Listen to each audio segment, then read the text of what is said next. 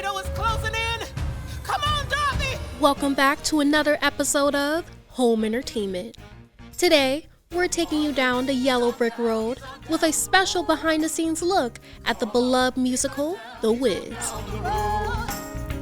Don't you carry nothing that might be alone. Come on, he's on down the road.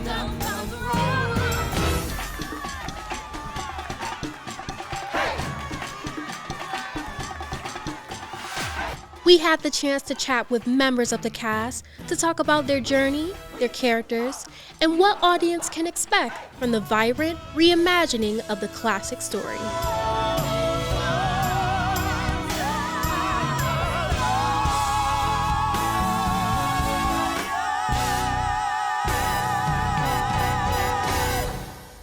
For me, I think it's pacing myself right. We know that Glenda is the beacon of light. She is the hope in the story. But also in this particular version of The Wiz, she brings a bit of sassiness, a bit of edge. So for me, you know, with the staging and having to dance and move around, I take my time and try to marry the two in my pace, in my time. And while I'm moving and while I'm, you know, giving a little dance move and whatnot, I still have to, you know, learn just to tap into who she is and bringing that grace and that elegance with every move that I take. So I take my time. I think that's what it is for me. Well, so I will say I was introduced to The Wiz as a kid via the movie. So I only knew the Richard Pryor version. Then growing up, I realized that there was a Broadway version. And I was in two other versions that were supposed to go to Broadway. They didn't make it. So getting this one, I didn't believe it was going to Broadway. So I get to rehearsal for the first day, and then someone says, "Have you read the new script?" And I'm sort of a purist, so I thought the revival would use the old script.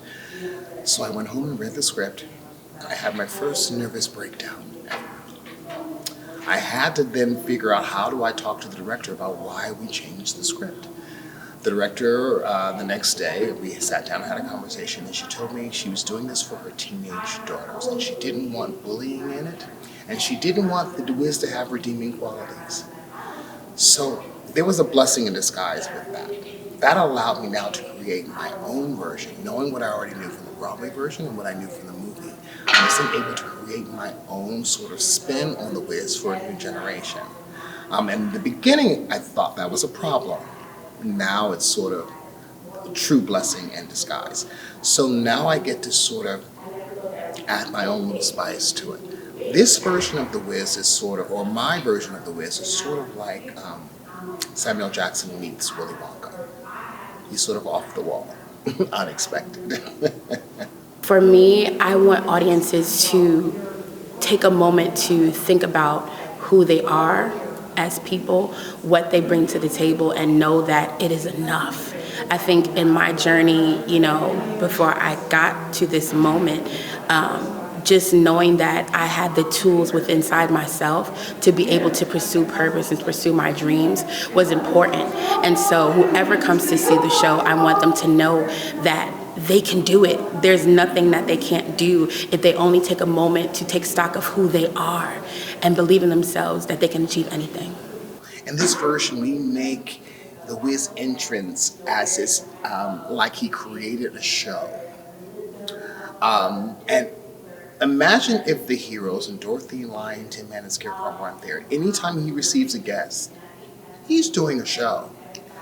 That's kind of bizarre. So his Ozians are in the audience, his Ozzies are doing his show. So in a way, he's like the perfect showman. So when you see the heroes that we call the Lion, Tin Man, Scarecrow, and Dorothy, our heroes, when they come to see the show, you should imagine the Wiz is always doing his show in rep, depending on who's there. And so when you say when I own it, I feel like I own it as soon as I step on that stage. Everyone should come see The Wiz because it's so whimsical, it's so bright, it's full of joy, it's full of light, it's full of love. And I think now more than ever in the climate that we live in this society, we need pockets where we can be ourselves, where we can be free to dream, be free to be creative, be free to laugh and enjoy each other.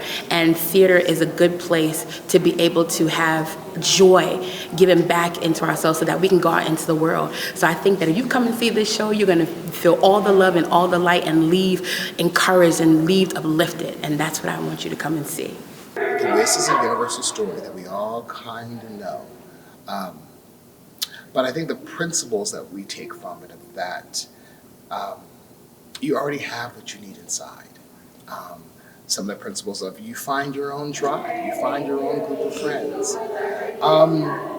And especially for me, when I deal with Dorothy, you know, the older versions, the Wiz would sort of, once he's found out to be a con man, he finds ways to make them feel better about themselves.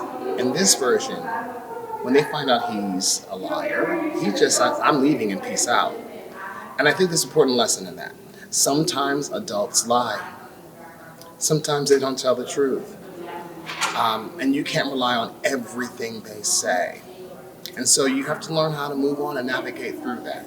And so for a new generation, we hope they learn that through this story. You can experience the magic of The Wiz live on stage right here, playing at Wharton Center from Tuesday, December 9th through Sunday, December 14th.